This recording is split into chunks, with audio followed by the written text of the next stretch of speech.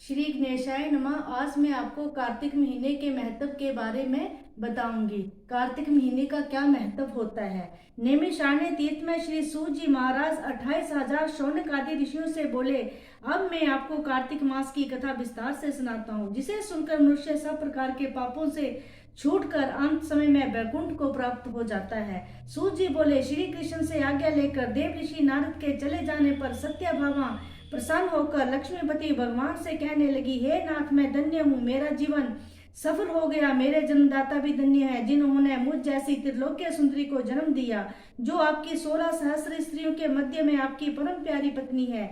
मैंने ये कल्प वृक्ष आदि पुरुष आपके साथ नारद जी को विधि पूर्वक दान में दे दिया, परंतु वही कल्प वृक्ष मेरे घर में लहरा रहा है, जिस बात को मृत्यु लोक में कोई भी स्त्री नहीं जानती। हे त्रिलोकीनाथ, मैं आपसे कुछ पूछना चाहती हूँ, आप मुझे विस्तार पूर्वक कार्तिक महत्व के बारे में बताइए। सत्यभामा के ऐसे वचनों को सुनकर हंसते हुए श्री कृष्ण जी सत्यभामा का हाथ पकड़कर तथा अपने सेवकों को वहीं रोककर विलास युक्त अपनी पत्नी को कल्प वृक्ष के नीचे ले गए और हंसकर कहने लगे, हे प्रिय, 16,000 रानियों में से मुझे तुम प्राणों से प्यारी हो। तुम्हारे लिए मैंने इंद्र से तथा देवताओं से भी विरोध किया। हे कांते, जो बात तुमने पूछी है उस अद्भुत बात को सुनो। सूत जी बोले, एक दिन श्री कृष्ण भगवान ने सत्यभामा की प्रिय कामना के लिए गरुड़ पर सवार होकर इंद्र लोक जाकर कल्प वृक्ष मांगा। तब इंद्र के मना कर देने पर गरुड़ का इंद्र से घोर युद्ध हुआ और गोलोक में गरुड़ जी ने गौ से युद्ध किया। गरुड़ की चोंच से उनके कान और पूंछ कटकर गिर पड़े। उनके रुधिर से 3 वस्तुएं उत्पन्न हुई, कान से तंबाकू, पूंछ से गोभी और खून से मेहंदी। इन तीनों के प्रयोग करने से मोक्ष की प्राप्ति नहीं होती। तब गौ ने भी क्रोध में भरकर गरुड़ को मारा, जिससे उनके 3 पंख टूटकर गिर पड़े।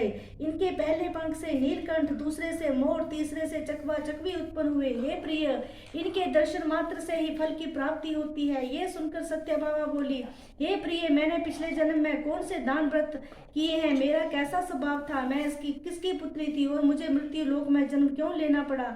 मैंने ऐसे कौन से शुभ कर्म किए हैं जिससे आपकी अर्धांगिनी हुई। कृष्ण बोले, हे प्रिय, जो तुमने पूर्व जन्म में शुभ कर्म किए विस्तार पूर्वक कहता हूँ। तुम पूर्व जन्म में सतयुग के अंत में मायापुरी में अत्रि गोत्र में देव शर्मा नाम की एक ब्राह्मण वेद वेदांत को जानने वाला रहता था। वह रोज अतिथियों की सेवा, हवन और सूर्य भगवान की पूजा किया करता था। उसका तेज सूर्य के समान तेजस्वी था। उसके वृद्धावस्था में गुणवती नाम की कन्या हुई। उसका विवाह उस पुत्रहीन ब्राह्मण ने चंद्र नाम के अपने शिष्य के साथ कर दिया। चंद्र को अपने पुत्र के समान मानता था। चंद्र भी उसे अपने पिता के समान समझता था। एक दिन वे दोनों संविदा लेने के लिए वन में गए। हिमालय की तलहटी में भ्रमण करते हुए उन्होंने एक राक्षस को आते हुए देखा। उस राक्षस के भय से उनके अंग शिथिल हो गए और भागने की सामर्थ्य भी नहीं रही। उस काल के सदृश राक्षस ने उन दोनों को मार डाला।